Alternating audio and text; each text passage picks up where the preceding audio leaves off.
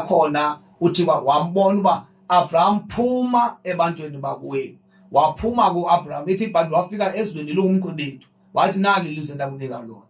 Ekuphumeni kwakho u-Abraham waphuma ke wahamba noThera, wahamba naye akamshiya utata ngoba umuntu akafuna uphuma ubashiya abantu bakwabo, wahamba nabantu wathula uThixo, wasweleka uThera, wavela uThixo.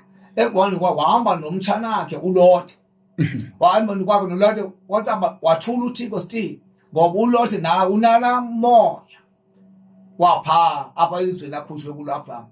Wathi ekuhambeni kwakhe kwaxabana belusi ngoba kukhona izinto ke zenzeke nixabane kanti anixabani ngoba nixabana phakathi uthi kulungisa into. Waxabana nobelusi bakhe bathi mabuhlulela, wakhetha iSodom neGomora. Wathi u-Abraham yena wakhetha ilizwe elingapha eKanani elilasentlango.